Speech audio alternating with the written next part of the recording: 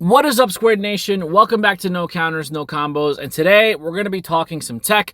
But before we do that, I want to give a quick shout out to yourplaymat.com. Check the description box down below. It will take you to the LinkTree where you can save 10% off of your order at checkout.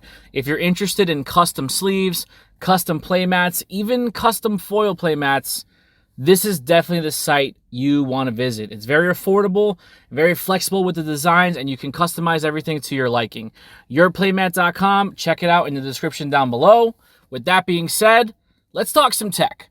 So for those of you who have been following this channel for some time now, you're very familiar with our Dragon Ball Super Tech Talk videos. For us new Digimon players, this might be something new. But basically what we do is we look at the card pool and we choose cards or select cards for different reasons that might have similarities that are getting overlooked, whether it's budget reasons, availability, activation restrictions, whatever the case may be. We try to find similarities in certain cards that essentially do the same thing at the end of the day.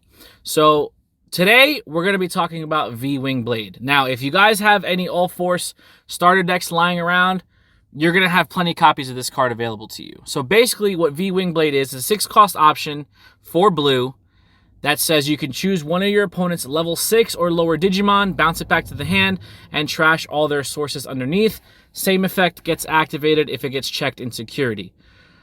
The direct comparison that we got in the Imperial Dramon starter deck is Megadeth. So Megadeth allows you to suspend one of your opponent's Digimon and then bounce back one of their suspended Digimon to their hand, and so on and so forth. So the reason I wanted to talk about these two cards specifically is because, as you know, I've been playing Armor Rush for a little bit of time now, and I've had some issues with activating Megadeth from the hand. Because it's a multicolored blue-green option, I need to make sure I have both sources on board in order for the card to successfully check and activate. Now, unfortunately, in Armor Rush, in my build specifically, the only blue-green sources I'm playing are 4 copies of Raidramon and 3 copies of the Davis Ken Tamer. So I really only have 7 cards that are going to allow me to activate Megadeth. If you check it off as security, great, no problem. No harm, no foul. But having dead cards that you can't force activation on, especially cards that are spot removal cards that are going to allow you to pivot and try and regain control of the board state so you can go and rush your opponent down, those cards being dead in your hand are super detrimental to whether you lose the game or not. As an Armor Rush player, I want to try and get the game over with as soon as possible so my opponent can't fight and take over the board and just kind of outvalue me, in the later stages of the game. You want to be able to punch and hit as hard, as fast as possible, and make sure that every card that you have to your disposal is going to facilitate that strategy.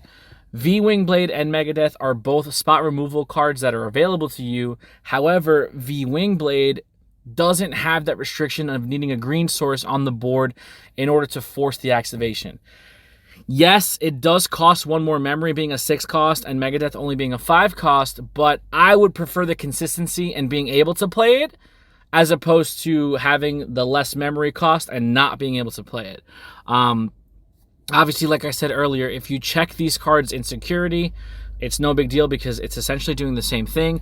Megadeth does have slightly better value on it because there is no cost restriction into what Digimon you target, whereas V-Wing Blade does have that level 6 restriction, but they essentially do the same thing. They essentially give you a card that's going to access you some spot removal during your game, and as an Armor Rush player, my toughest matchup has been Black War Greymon. Being able to just pay 6 memory to just get rid of a Black War Greymon and then try and fight back for it next turn, it's worth it in my book. The other thing you have to think about too is if you have an established memory tamer and you have an established Davis Ken, you're going to be starting your turn at 4 or 5 memory anyway. So paying 6 memory and choking your opponent to 2 or 3 is not that bad. Also, Armor Rush does play a lot of its value cards for very little memory. So you're not really committing too much to the memory gauge while also facilitating your strategy that's going to help you rush down your opponent as aggressively and as early as possible. So I've been having some success with this card in testing. Like I said, checking it off of security is a chef's kiss. Of course, you always want to be able to do that. But being able to just go ahead and play this card for 6 and just get rid of a problem card on the board that I can't deal with by attacking over it has just kind of opened everything up and made my deck a little more consistent.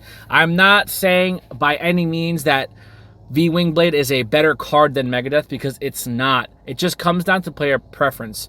If you prefer making sure and establishing both blue and green sources before forcing activation on Megadeth, that's totally fine. For those of you who are playing, Imperial Dramon, I think Megadeth is the better card just because you have more blue-green sources naturally. But in my opinion, as an Armor Rush player, I would rather have the consistency of being able to force activation without having to commit too many resources to my board.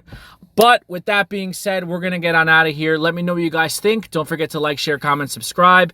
And please hit that notification bell so you can stay up to date with everything No Counters, No Combos. We really do appreciate the support, and we'll see you guys in the next video. Be there or be squared.